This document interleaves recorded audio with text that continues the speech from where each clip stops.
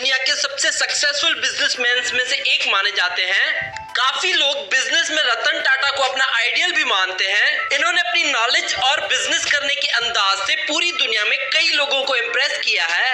आज की इस लाइफस्टाइल वीडियो में हम बात करेंगे रतन टाटा की। वीडियो शुरू करने से पहले अगर आपको रतन टाटा पसंद है तो इस वीडियो को लाइक कर दे और आपसे ये रिक्वेस्ट है कि वीडियो को एंड तक जरूर देखिएगा। शायद आपको रतन टाटा के बारे में ऐसी बातें पता चले जो शायद आप ना जानते हो।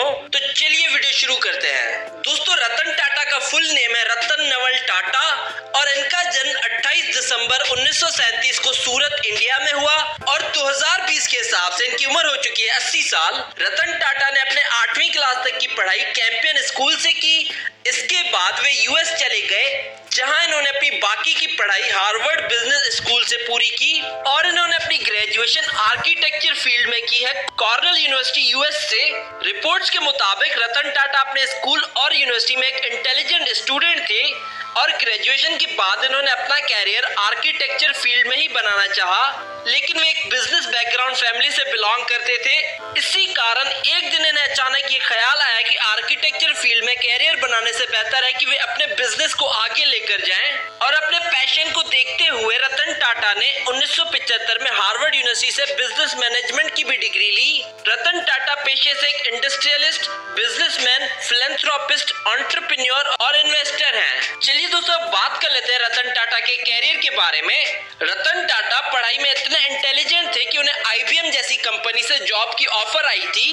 दोस्तों, आपको बता दें कि आईबीएम एक अमेरिकन मल्टीनेशनल टेक्नोलॉजी कंपनी है और वो लोग बहुत लकी होते हैं जिन्हें इस कंपनी में जॉब करने का मौका मिलता है। लेकिन रतन टाटा ने उस जॉब की ऑफर को ठुकरा दिया क्योंकि उस वक्त वे मन बना चुके थे कि इन्हें एक बिजनेसमैन ही बनना है और 1961 में रतन टाटा ने अपनी पहली जॉब की शुरुआत की टाटा स्टील से और यहाँ पर वे प्लास्टर ऑफ पेरिस और पत्थरों की सप्लाईज को मैनेज किया करते थे। टाटा स्टील में काम करने के बाद रतन ने टाटा की हर कंपनी में कोई ना कोई डिफरेंट जॉब की और इसकी वजह ये थी कि वे अपने बिजनेस को पूरे तरीके से समझना चाहते थे। बिजनेस की अच्छी नॉलेज पाने के बाद रतन को टाटा कंपनी के मैनेजमेंट टीम के साथ काम करने का मौका मिला। 1971 में रतन टाटा को टाटा ग्रुप की टीवी और रेडियो बनाने वाली कंपनी नेल्को की जिम्मेदारी सौंपी गई और ये कंपनी उस वक्त घाटे में जा रही थी और 1971 से लेकर 1974 तक रतन टाटा ने इस पर दिलो जान से मेहनत की और इस कंपनी को सिर्फ 4 सालों में मार्केट में एक अलग ही पहचान दिलाई। लेकिन बाद में कुछ इश्यूज की वजह से इस कंपनी को बंद करने की नौबत आ गई और इसे बंद कर दिया गया और ये रतन टाटा की जिंदगी का पहला फेल्यूर था। लेकिन इन्होंने हार ना मानकर आगे बढ़ने का फैसला किया। इसके बाद रतन टाटा ने अपनी एक और डूबी हुई कंपनी टाटा एक्सप्रेस मिल को खड़ा करने की कोशिश की, लेकिन इन्हें यहाँ भी सफलता ना मिल सकी और ये कंपनी भी बंद हो गई। 1991 में रतन टाटा को टाटा ग्रुप का चेयरमैन बनाया गया और अब तक इन्होंने बिजनेस की इतनी नॉलेज हासिल कर ली थी कि अगले 21 सालों में लगातार मेहनत करके वे टाटा कंपनी को इंटरनेशनल लेवल तक ले गए और अपनी कंपनी को एक्सपेंड करते गए भारत और फॉरेन कंट्रीज में। और रतन टाटा के आने के बाद टाटा ग्रुप को 50% तक का मुनाफा होने लगा हर साल और बस यहाँ से फिर इन्होंने बिजनेस की दुनिया में अपनी सक्सेस का सफर शुरू किया और काफी साल टाटा ग्रुप में काम करने के बाद रतन टाटा ने काफी सारी कंपनीज को भी खरीद लिया, जिसमें टाटा मोटर्स के साथ लैंड रोवर और जैगुआर थी और साथ ही साथ टाटा टी के साथ टेटली टी कंपनी और टाटा स्टील के साथ कोरस जैसी और भी कई कंपनीज को इन्होंने खरीद लिया। लेकिन दोस्तों, रतन टाटा की जिंदगी में एक वक्त ऐसा भी आया जब टाटा मोटर्स से इन्हें बेहद घाटा हो रहा था और इन्होंने टाटा मोटर्स को सेल करने का फैसला किया और इसी कारण इन्होंने फोर्ड कंपनी के साथ टाटा मोटर्स को सेल करने के लिए मीटिंग रखी और इस मीटिंग में फोर्ड कंपनी के चेयरमैन बिल फोर्ड ने रतन टाटा को बहुत क्रिटिसाइज किया और इन्हें कहा कि अगर आपको कार बनाने आती ही नहीं तो आपने इस कंपनी पर इतना इन्वेस्ट क्यों किया, और साथ ही साथ ये भी कहा कि वे ये कंपनी खरीदकर रतन टाटा पर एक एहसान कर रहे हैं। और इतनी सारी बातें सुनने के बाद रतन टाटा वहां से उठकर चले गए और डील कैंसिल करने का फैसला किया। इतनी बातें सुनने के के बाद रतन टाटा ने फैसला किया कि वे टाटा मोटर्स को मार्केट में सक्सेसफुल बनाकर दिखाएंगे और काफी साल स्ट्रगल करने के बाद इन्होंने टाटा मोटर्स को उन ऊंचाइयों तक पहुंचाकर दिखाया जहां कोई सोच भी नहीं सकता था। और टाटा कंपनी की कार्स आज भारत में सबसे ज्यादा खरीदी जाने वाली कार्स हैं। रतन टाटा ने काफी सारी जानी मानी कंपनीज के साथ पार्टनरशिप भी की हुई है। 2015 में इन्होंने जानी मानी चाइनीज कंपनी Xiaomi और अमेरिकन एक्सप्रेस के साथ पार्टनरशिप की थी और इसके अलावा भी इन्होंने काफी सारी इंटरनेशनल कंपनीज के साथ पार्टनरशिप की हुई है। अब चलिए दोस्तों बात कर लेते हैं रतन टाटा के अवार्ड्स के बारे में। रतन टाटा को पद्म भूषण, पद्म विभूषण और CNN IBN Indian of the year in business के अवार्ड्स मिल चुके हैं। अब चलिए दोस्तों आपको मिलवाते हैं रतन टाटा की फैमिली से। रतन टाटा के पिता का नाम है नवल टाटा। रतन टाटा की मां का नाम है सोनी टाटा। इनका एक भाई भी है जिसका नाम है नोएल टाटा। और इन फोटोज में आप इनकी फैमिली देख सकते हैं।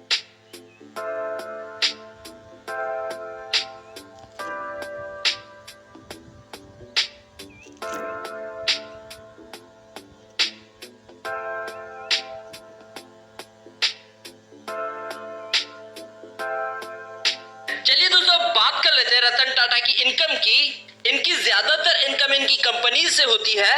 रतन टाटा ने अभी तक 30 कंपनीज को खरीद रखा है और इनकी सारी कमाई इनकी कंपनीज में से ही आती है। इनमें से सबसे ज्यादा कमाई जिस कंपनी से होती है वो ये है टाटा स्टील लिमिटेड। इस कंपनी से रतन टाटा की हर महीने 1,60,000 करोड़ रुपए की कमाई होती है और इस कंपनी में टोटल 32,000 एम्प्लॉयज हैं। टाटा मोटर्स लिमिटेड रतन टाटा का सबसे ज्यादा सक्सेसफुल प्रोजेक्ट था। टाटा मोटर्स, इस कंपनी से वे दुनिया के अमीर तरीन लोगों में से एक बन गए थे। Tata Motors world wide 175 countries में कार सप्लाई करता है और इस कंपनी से रतन टाटा की हर महीने 2,90,000 करोड़ रुपए की कमाई होती है और इस कंपनी में टोटल 80,000 एम्प्लॉयज काम कर रहे हैं। दोस्तों ऐसे ही रतन टाटा की और भी बहुत सारी कंपनीज हैं जिनसे इनकी अच्छी खासी इनकम होती है, लेकिन अगर हम सबको वीडियो में मेंशन करेंगे तो वीडियो बहुत लंबी हो जाएगी। तो चलिए दोस्तों अब बात कर लेते हैं रतन टाटा की नेटवर्थ की। इनकी नेटवर्थ है 17,910 करोड़ रुपए। अब चलिए दोस्तों बात कर लेते हैं रतन टाटा के घर की। रतन टाटा अपनी फैमिली के साथ मुंबई कोलाबा में रहते हैं और दोस्तों ये साउथ मुंबई का सबसे महंगा तरीन एरिया है और इनके घर की प्राइस लगभग 150 करोड़ रुपए है। इनके घर में टोटल 7 फ्लोर हैं जिनमें gym, media room, play room और स्विमिंग पूल जैसी सुख सुविधाएं हैं। और इन फोटोज और वीडियोज में आप इनके घर की कुछ झलक देख सकते हैं।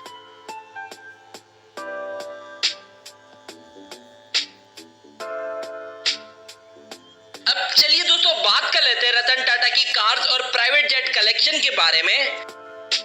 इनके पास एक red Ferrari California T car है जिसकी प्राइस है 4 करोड़ रुपए।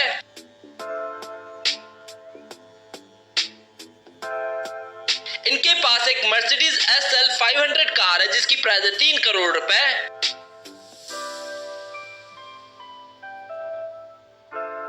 रतन टाटा की सबसे महंगी कार्स में से एक गोल्ड नैनो कार है।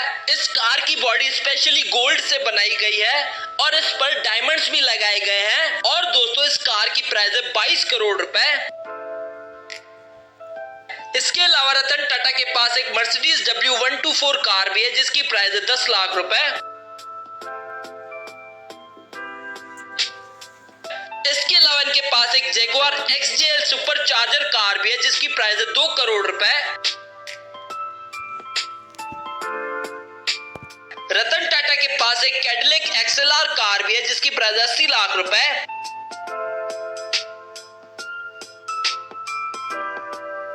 इसके अलावा इनके पास एक लैंड रोवर फ्रीलैंडर कार भी है जिसकी प्राइस है 60 लाख रुपए।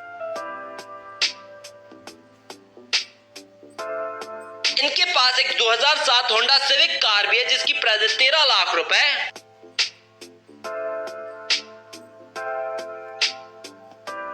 इनके पास अपनी कंपनी की टाटा नेक्सन कार भी है जिसकी प्राइस है 10 लाख रुपए।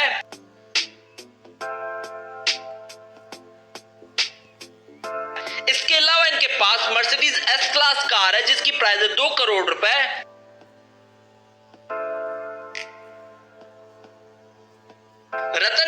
पास अपना फैल्कन 2000 भी है जिसकी प्राइस है 215 करोड़ रुपए। और इस प्राइवेट जेट में एक बेडरूम, एक किचन और एक वॉशरूम है। और रतन टाटा ज्यादातर बिजनेस मीटिंग्स के लिए इस प्राइवेट जेट को यूज करते हैं।